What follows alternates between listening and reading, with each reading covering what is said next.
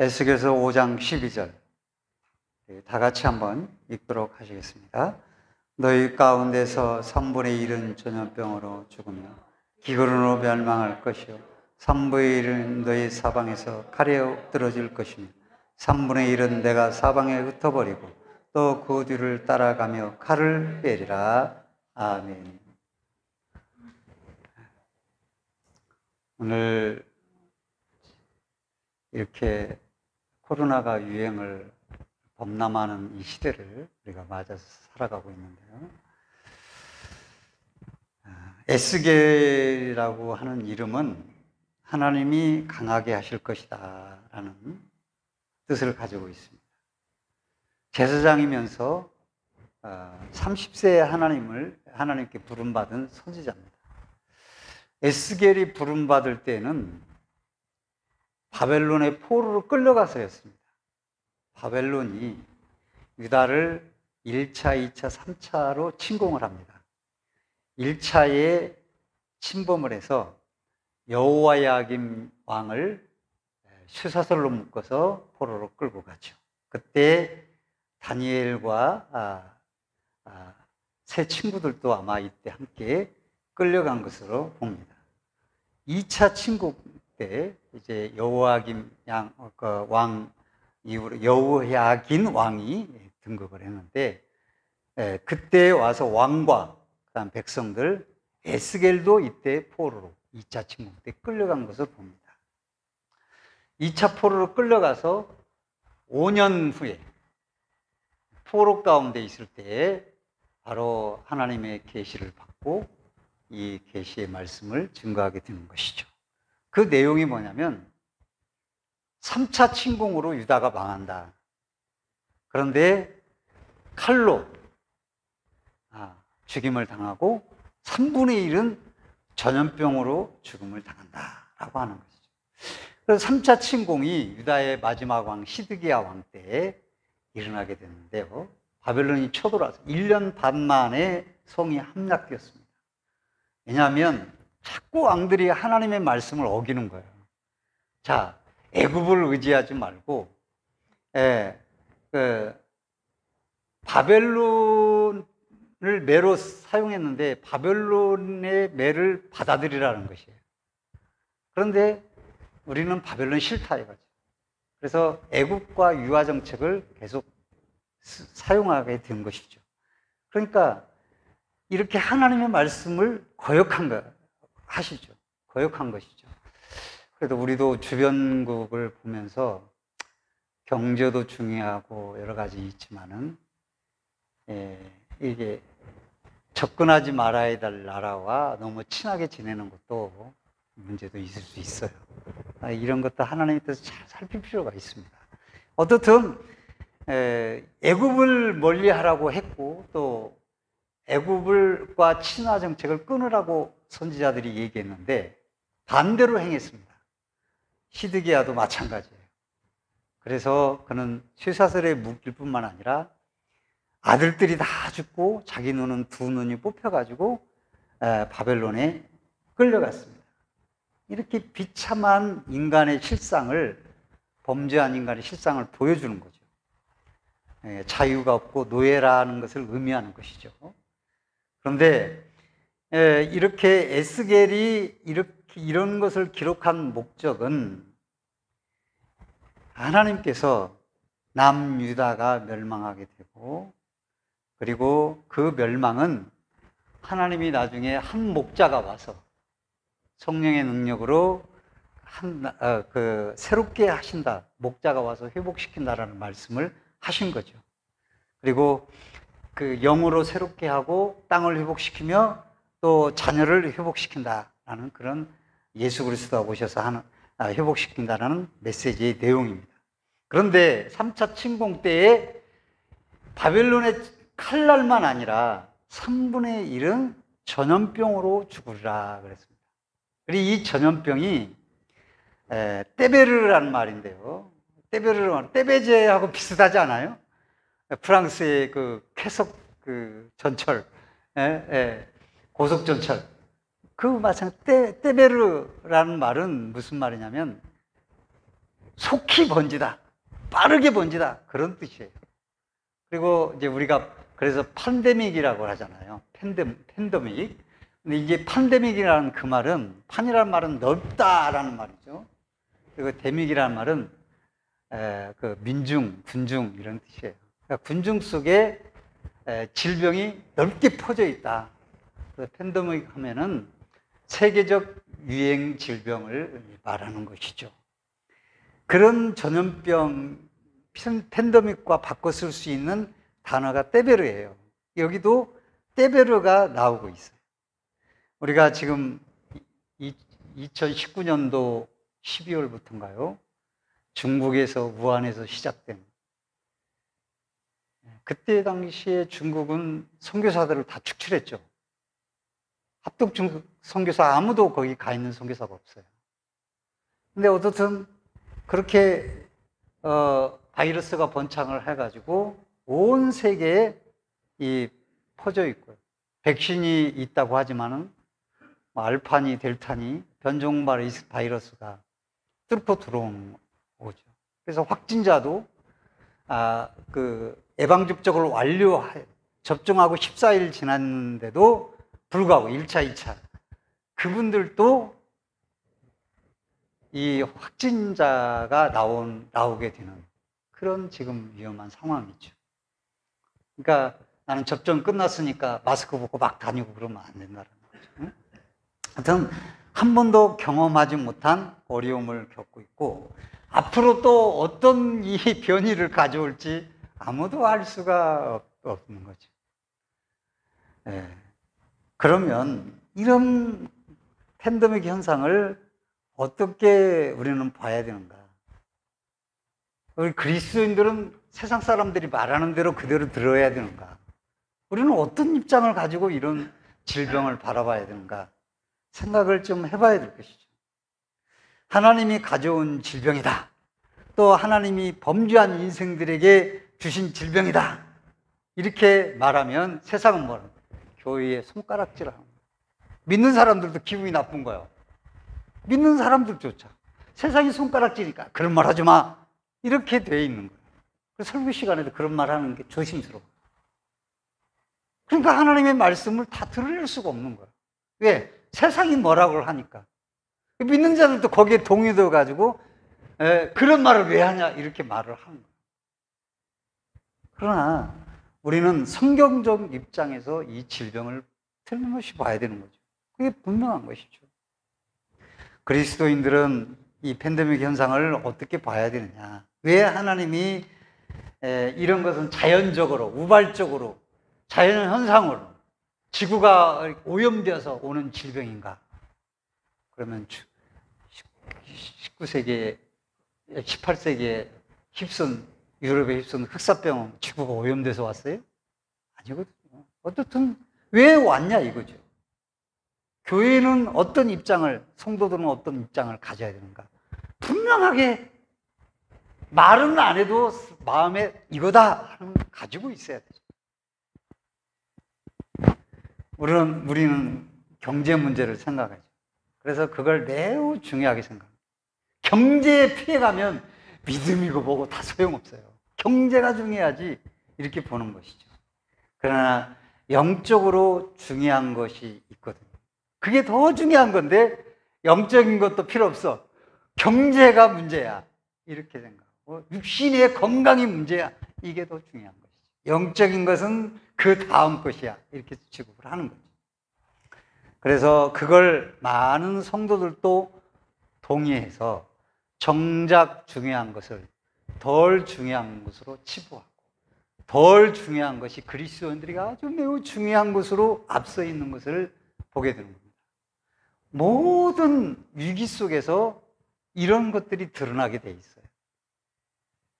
오히려 중요한 것이 위기 속에 드러나야 되는데 중요한 것은 더 감춰지는 것이죠. 그게 문제인 것입니다. 그래서 팬데믹으로 오는 현상 속에서 우리가 가장 문제 삼아야 될 것이 무엇인가? 그것은 따라서 한번 보세요. 예배가 문제인 것이죠. 당장 두려움에 휩싸여서 예배의 지장을 받는 거고 예배를 드리는 사람이 줄어가고 있는 거고 예배에 참여하기를 두려워하는 것이죠. 이렇게 좀 이렇게 공적 예배에 참여해도 사실은 아무리 많아도 마스크 안 벗고 커피 안 마시고 말 안 하고 그리고 딱 있다가 예배 끝나고 가면 되는데 그거 앉아서 말이지 옷 벗고 커피 마시고 마스크 벗고 커피 마시고 잡담하고 이렇게 뭘 또 하고 말이 이부 순서가 뭐 이렇게 하다 보니까 그렇게 되는 거예요. 방역을 잘 지키면서 충분히 예배할 수 있거든요. 그래서 지금은 마스크를 벗지 않고 손소독 잘하고 온도 체크해서 입장하고 그러면 지장 없다는 걸 알고 있어요. 예배드려도 아무 상관없다는 걸 알고 있어요. 그러나 이 건강에 이게 두려움이 있잖아요, 사람이. 그 두려움이 딱 오면은 예배고 뭐고 소용이 없는 거예요. 이 두려움은. 우선 중요한 것이 내 건강이죠. 내 목숨이고 내 생명이고 그렇게 되는 거죠. 그래서 한두 주간 예배 안 드려도 괜찮다. 근데 그것이 한두 달이고 그것이 1, 2년이고 그것이 10여 년이고 이렇게 되는 겁니다. 그리고 이게 한두 달 지나면 습관이 돼서 예배로 나가는 거지 나는 나가야 되는데 환경이 들나지라도 몸이 안 움직이는 거예요. 마음이 안 가는 겁니다. 이게 정말 무서운 것입니다. 이제는 코로나 다 없어졌어. 자, 교회 나와서 예배 드려. 그러면 오늘 주일인가? 오늘 가야 돼? 이렇게 되는 몸이 안 가지는 겁니다. 마음도 안 가지고. 이게 굉장히 무서운 거죠. 그래서 마지막 때에는 사람들이 왜 누가 방해해서 예배 나오는 거 아니에요. 습관적으로 예배에 안 나가기를 원하게 돼요. 그래서 모이기를 피하는 자들, 어떤 자들이 습관과 같이 하지 말라고 말씀하죠. 말세가 들수록 더욱 모이기를 힘쓰라고 하신 말씀이 거기에 있는 것이죠. 물론 비대면도 예배죠. 대면을 하고만 꼭 예배를 드려야 돼? 집에 예배 드리면 되지. 그러나 이 대면 예배가 끊어지면 비대면 예배도 지탱할 수가 없게 되는, 힘이 없게 돼요. 대면 예배가 진행될 때에 비대면 예배도 지탱이 되는 힘을 얻게 되는데 예배 안 드리면 이제는 비대면 예배도 잘 드려지지도 않고요. 또 그게 잘 안 돼요. 그러니까 점점 어두운 시대가 될 수밖에 없는 것이에요. 비대면 예배를 당연시하는 사람들이 있어요. 지금 이 시대에 무슨 예배야? 집에서 드리는 거 그것도 예배지. 그건 예배 아니야? 예배 맞아요. 그러나 그걸 갖다가 비대면을 강조하는 것은 인간의 상식, 의학만으로 생각하는 영적 성찰이 없는 성경 말씀에 기초하지 않는 피상적 사고를 가진 인간 중심의 사람이에요. 인간 사고예요, 그게. 성경으로 풀고 성경으로 답해야 되는데 자기 인간의 세상 사람들의 생각으로부터 말을 하는 거예요. 그래서 코로나 바이러스의 대유행은 하나님의 형벌인가? 아니면 자연적인 현상인가? 이걸 우리가 봐야 돼요. 그러면 하나님의 형벌이라고 하면 누구의 죄 때문인가? 병에 걸리면 죄가 있고 안 걸리면 죄가 없는가? 어떤 설교자는 또 코로나에 걸리면 죄가 있다고 또 그렇게 말을 하는데 그건 아니거든요.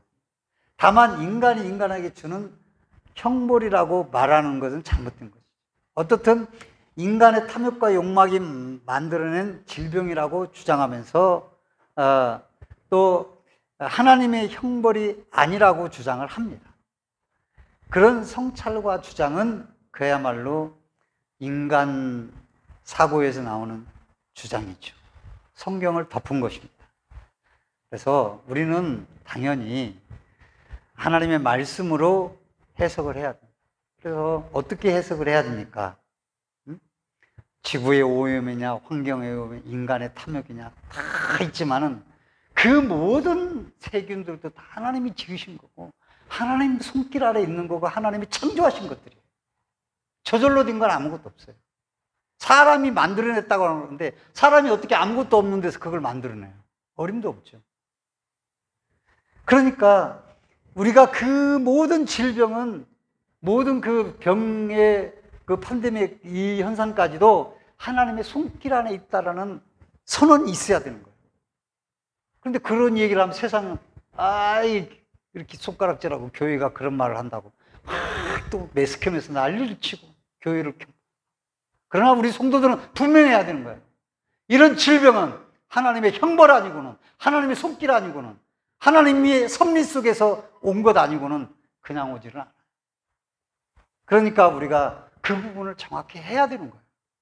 단순히 과학적으로 의학적으로 그렇게 이 질병이 유행한다, 성경은 다 빼버리고 말할 수 없는 것이에요. 자, 그러면 성경에 나타난 질병을 우리가 살펴봐요. 구약에로 많은 질병이 나타나지만은 신약에는 단 두 번만 나타나요. 그런데 그들 중에 그렇게 팬데믹을 이렇게 떼베르라는 단어가 이렇게 나오는데 그 단어가 처음에 등장하는 것이 애굽의 열재앙이에요. 그 열재앙은 누구를 섬길 것인가? 그거예요. 바로를 섬기냐, 하나님을 섬기냐, 그 문제로 그 재앙이 왔어요. 출애굽기 30장의 인구조사죠. 그 인구조사는 그 생명의 속전을 하나님께 드리도록 했어요. 그러니까 그 인구조사를 해서 속전을 드리는 것은 질병이 없기 위해서라고 말씀해 주셔요. 그래서 생명이 누구에게 속해 있는가? 그렇게 말씀하고 계십니다. 세 번째로는 하나님과의 그 백성이 언약의 관계를 파괴하면 하나님이 먼저 파괴하지는 않죠. 우리가 파괴를 하죠. 그건 이제 우상숭배로 나오는데 질병이 있는 것이죠. 그 다음 네 번째로는 민수기 8장에 보면 고라의 반역 사건이 나오는 거예요. 하나님의 거룩성을 침범할 때 질병이 타게 되는 거죠. 그리고 민수기 25장이면 바알부올 사건이 발람의 유혹에 빠져서 우상숭배와 음란을 하게 돼요. 그것으로 질병이 와서 백성들이 죽게 돼요. 또 역대상 21장에 보면 다윗이 자기의 힘을 과시하려서 인구조사를 실시하는데 하나님의 책망을 받아요. 세 가지 중에 하나를 택하도록 하시죠. 3년 기근과 석 달을 적군에게 쫓기는 것, 그 다음에 3일 동안 전염병을 당하는 것. 이 3일 동안의 전염병이 팬데믹이에요. 그런데 다윗은 하나님의 궁유를 바라보고 전염병을 택하죠. 그리고 회개 기도를 하는 것이죠. 많은 사람이 죽습니다. 또 에레미야나 에스겔 본문에 전염병을 주시는데 이게 팬데믹이에요. 포로로 끌려감과 전염병을 동시에 주십니다. 이는 그 백성의 타락과 관련이 있어요. 그래서 이 팬데믹의 결과는 성경이 모든 세계의 질병을 다루지는 않습니다. 특히 구원받은 백성들의 질병만 지금 이 성경에는 기록되어 있는 것이에요. 그 종합해 보면 그 질병을 적으면 질병은 하나님의 손에 나온다라고 하는 거예요. 그래서 구약의 모든 질병 사건은 하나님의 손길이 있는 것이에요. 그 백성들의 타락, 거기에서 하나님의 손에서 나온 것이. 우리가 우연적으로 나온 것이 아니라 자연과학 이런 의학적인 방법으로 되어 가지만은 그것이 그대로 되는 것이 아니라 하나님의 손에서 나오신 것이다. 그래서 섭리와 수단으로 이 질병을 사용하시는 거예요. 발병의 원인과 매개체의 전달 과정, 자연 법칙을 통해서 일하기도 하시지만 그것도 하나님의 손에 있는 것이에요. 그래서 그 작정과 섭리 안에 이 질병이 있는 것입니다. 이 질병이 이렇게 하지만은 분명히 거기에 하나님의 섭리와 그리고 하나님이 그 작정 안에서 이 질병이 진행되고 있는 것이죠. 그래서 우리는 몇 가지를 조심해야 되는데 특히 누구를 섬기는가, 이 전염병이 만연될 때 그걸 중요해요. 그 세상 사람들이 섬기는 우상의 아주 무거운 그렇게 우상을 너무 많은 우상을 섬기는 것보다도 하나님의 백성들이 우상에 치우칠 때 이게 문제인 것이죠. 중국이 선교사를 추출하고 그게 문제가 아니고 믿는 사람들이 뭘 섬기고 있냐 이거예요. 지금 누구를 섬기고 있냐 이거예요. 무엇을 섬기고 있냐 이게 매우 중요한 것이죠. 여러분 드라마나 영화나 그걸 한번 보세요. 얼마나 믿는 자들이 타락하고 서구가 유럽이 타락했는지. 정말 눈으로 볼 수 없어도 우리가 모르는 타락이 만연해 있는 거예요. 동성애부터 해서 말도 할 수 없어요. 근치상가부터 해서 말도 할 수 없도록 타락해 있어요.